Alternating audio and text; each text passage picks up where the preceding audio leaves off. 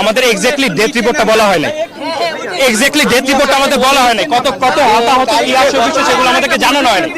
Plus হচ্ছে গিয়ে স্টুডেন্টদের যে গায়ে হাত তোলা হয়েছে বা স্টুডেন্টদের যে টর্চার করা হয়েছে, টিচারদের টর্চার করা হয়েছে, এই ব্যাপারটা নিয়ে এখনো কেন ধোঁয়াশা? মিনিমাম 100-র উপরে আমাদের দেখা লোক মারা গেছে। আমরা বলছি না, আমি বলি মাইলস্টোন যদি চায় মাত্র 2 মিনিটের ভিতরে সব রিপোর্ট দিতে পারে যে কে মারা গেছে। আপনারা কষ্ট করতেছেন, আমরাও গতকাল থেকে দেখেন কষ্ট করছি এবং এটি একটা খুবই মানে মর্মন্তুদ ঘটনা ঘটেছে। এই ঘটনাটা ঘটেছে তো আমাদের ছেলে মেয়েরা এই ধরনের অ্যাক্সিডেন্টের মুখোমুখি হয়েছেন। তো সেজন্য আমরা যেটা কাল থেকে সেনাবাহিনী, আমরা এয়ারফোর্স খুবই কষ্ট করছি, আপনারাও করছেন, আমাদের মিডিয়ার ভাইরা করেছেন। তো আমরা এখন যেটা হয়েছে, আমাদের উপদেষ্টা মহোদয়রা যে এসেছিলেন তারা কিন্তু কথা বলে গেছে, আপনাদের সকল দাবি মেনে নিয়েছেন এবং যা যা দাবি ছিল সব মেনে নিয়েছেন। এবং সেনাবাহিনীর সাথে কালকে যে আপনাদের একটা ছোটখাটো ঘটনা ঘটেছে সেই বিষয়ে কিন্তু কি করেছেন আমাদের উপদেষ্টা ল অ্যাডভাইজার স্যার, কিন্তু তিনি কিন্তু ক্ষমা, সরকারের পক্ষ থেকে ক্ষমা চেয়েছেন এবং এই বিষয়ে হয়তো সেই বাহিনীকেও হয়তো তাছাড়া নির্দেশনা দিয়েছেন যে যারা যেখানে যদি করে ইনকোয়ারি করে তাদের বিরুদ্ধে ব্যবস্থা নেওয়ার জন্য।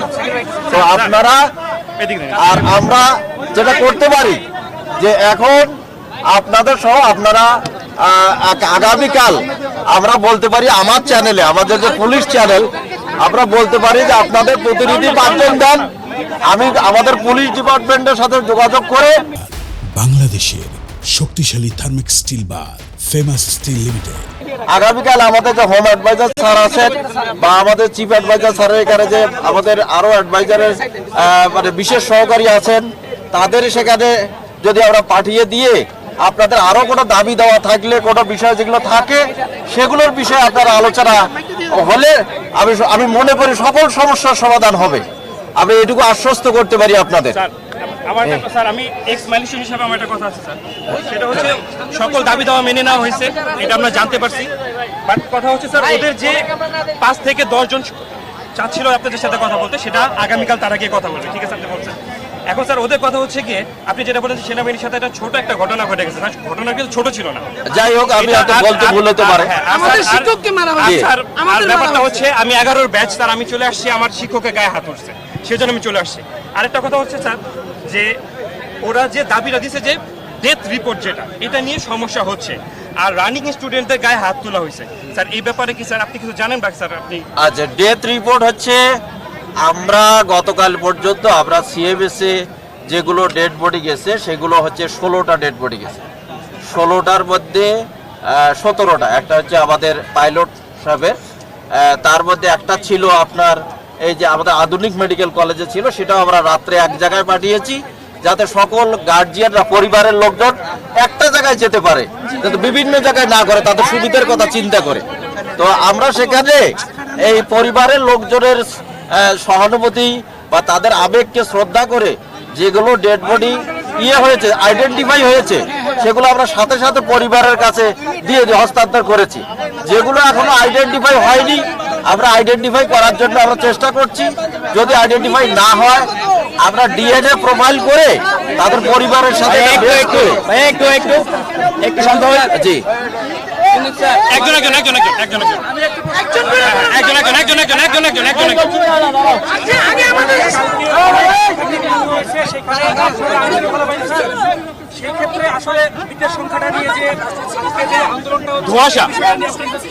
না আমাদের কাছে যে তথ্যটা আছে, আমরা ডেড বডি যেগুলো পেয়েছি, আর আমাদের তো বাকি যারা আহত রয়েছে, আহতদের মধ্যে বার্ন ইউনিটে রয়ে গেছে। তো বার্ন ইউনিটে হয় অনেক সময় দেখা যায় যে ডে বাই ডে দেখা যায় অনেকে আরোগ্য লাভ করে, আরোগ্য লাভ করে না, অনেকে দেখা যায় আবার ডিক্লাইন হয়ে যায়, অনেকে মারাও যেতে পারে, হয়তো ডেড বডি আরো মৃতের সংখ্যা বাড়তে পারে। আমাদের ওখানকার যে ডাক্তার মহোদয় বলেছেন স্যার মিনিস্ট্রিতে যে কালকে যাবে, কখন যাবে স্যার আন্দোলনকারীরা, কখন যাবে? এটা আমি এখনই আমার ঊর্ধ্বতন কর্তৃপক্ষের সাথে কথা বলে আপনাদের সময়টা জানিয়ে দিচ্ছি। স্যার সেক্ষেত্রে কি আমরা কি করবো স্যার এখন বলেন? এই ধরনের কোনো তথ্য আমাদের কাছে নেই, এটা সঠিক নয়। হ্যাঁ, এটা সঠিক নয়। জি, জি।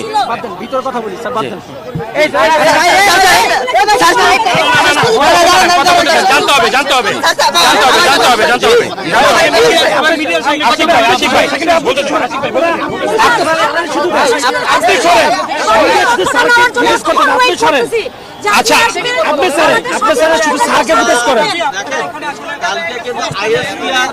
আমরা এখানে আমি আসার পরে জানতে পারছি আমাদের যারা মাইলস্টোনে যারা অধ্যয়নরত, এখনো যারা অধ্যয়নরত এবং যারা সাবেক, যারা আমরা পাশ হয়ে বের হয়েছি, তারা আমরা আসতে যাচ্ছি যে আমরা এখানে আমাদের হচ্ছে যে আমাদের এক্স্যাক্টলি ডেথ রিপোর্টটা বলা হয় না, এক্স্যাক্টলি ডেথ রিপোর্টটা আমাদের বলা হয় না, কত হতাহত কি আসে বিষয় সেগুলো আমাদেরকে জানানো হয় না। প্লাস হচ্ছে গিয়ে স্টুডেন্টদের যে গায়ে যে হাত তোলা হয়েছে বা স্টুডেন্টদের যে টর্চার করা হয়েছে, টিচারদের টর্চার করা হয়েছে, এই ব্যাপারটা নিয়ে এখনো কেন ধোঁয়াশা? এই ব্যাপারটা আমাদের দাবি, তো আমরা বলছি যে 24 ঘন্টার মধ্যে আমাদের দাবি মানতে হবে। সেক্ষেত্রে হচ্ছে এখন স্যার আমাদেরকে যখন বলছি, স্যার বলছে আগামীকাল হোম মিনিস্ট্রিতে আমাদেরকে নিয়ে যাবে, সেখানে হোম মিনিস্ট্রিতে আমরা ওইখানে আমাদের কথাগুলো উপস্থাপন করব।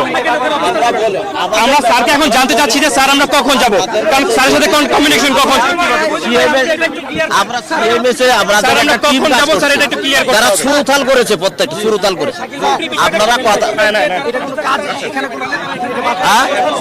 আমি তো এখন উদ্যোতন কর্তৃপক্ষের কথাটা বলি নাই, আপনাদের ডিমান্ডটা বলে আমি জানাচ্ছি, আমি বলে এখন জানাচ্ছি। বলেন আমাদের মেইন পয়েন্ট, আমাদের মিনিমাম 100-র উপরে আমাদের দেখা লোক মারা গেছে। কিভাবে? আমরা বলছি না, আমি বলি মাইলস্টোন যদি চায় মাত্র 2 মিনিটের ভিতরে সব রিপোর্ট দিতে পারে যে কে মারা গেছে।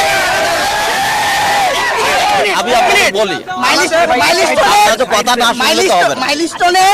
মাইলস্টোনের ওয়েবসাইট আছে, ডেলি কে প্রেজেন্ট হয় না, এটা এসএমএস এর মাধ্যমে চলে যায়, এসএমএস এর মাধ্যমে চলে যায়, কে প্রেজেন্ট কে অ্যাবসেন্ট চলে যায়। আপনারা বলতে না দিলে তো হবে না।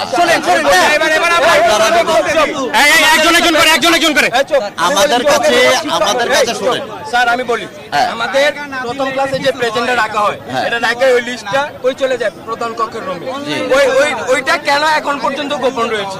আচ্ছা, আর আরেকটা কথা, যেখানে মিনিমাম সবার কথা 100-র উপরে মারা গেছে, ওখানে আপনারা কেন বারবার 12-13 জনের কথা?